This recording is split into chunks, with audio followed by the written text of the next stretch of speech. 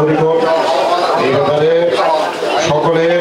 নগরীর উত্তর আগ্রাবাদ মুহুরীপাড়ার ঐতিহ্যবাহী সামাজিক সাংস্কৃতিক ও ক্রীড়া প্রতিষ্ঠান ডলফিন ক্লাবর দ্বিবার্ষিক কার্যকরী পরিষদের নির্বাচন 2025-26 গত 21 নভেম্বর অনুষ্ঠিত এই সময় সকাল 8টা বিকাল 5:30 পর্যন্ত ক্লাব কার্যালয়ের খুব উৎসবমুখর পরিবেশে ও শৃঙ্খলাভাবে ভোট গ্রহণ করা হয়। আজ 6টা ভোট গণনা শুরু হয় এবং রাত 9টার দিকে ফলাফল ঘোষণা করা হয়। আমাদের মুহুরীপাড়ার এই ঐতিহ্যবাহী সংগঠন ডলফিন ক্লাবের নির্বাচন উৎসবমুখর পরিবেশে সবসময় অনুষ্ঠিত হয়। উত্তর আগ্রাবাদ মুহুরীপাড়া ডলফিন ক্লাব 1983 সনে প্রতিষ্ঠিত হওয়ার পর থেকে এটা একটা রেজিস্টার্ড ক্লাব। প্রতি বছর ইলেকশন হয়ে আসে। গত কয়েক বছর ধরে দ্বিবার্ষিক নির্বাচন হচ্ছে।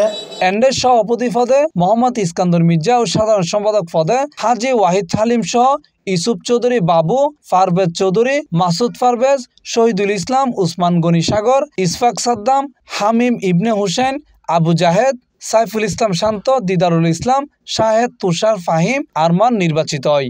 বাংলাদেশের একমাত্র হনেকান অর্গানাইজেশন যে সরকার অনুমোদিত ঐতিহ্যবাহী সামাজিক সংগঠন এবং সামাজিক সাংস্কৃতিক ক্রীড়া সংগঠন এর হন জায়গাত নজির আছে কিনা ন জানি যে আর ডলফিন ক্লাবের প্রত্যেক 2 বছর অন্তর অন্তর গণতান্ত্রিক প্রক্রিয়ায় একটা নির্বাচন হয়। গত 2 বছর আগে ডলফিন ক্লাবের সাধারণ সম্পাদকে সততা নিয়ে সাথে দায়িত্ব পালন করেছি। ডলফিন ক্লাবে গত 2 বছর পর পর সদস্যদের ভোটের মাধ্যমে এই ডলফিন ক্লাব পরিচালনার জন্য কার্যকরী পরিষদ গঠন করা হয়। ইনশাআল্লাহ আমি যদি নির্বাচিত হই, ক্লাবের উন্নয়নের পাশাপাশি সামাজিক উন্নয়ন প্লাস ক্রীড়ার যে ব্যাপার স্যাপার আছে এগুলা নিয়ে নতুন করে কিছু পরিকল্পনা আছে।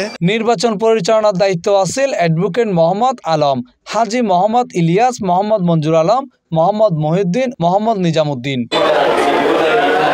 C+ TV Chittagong.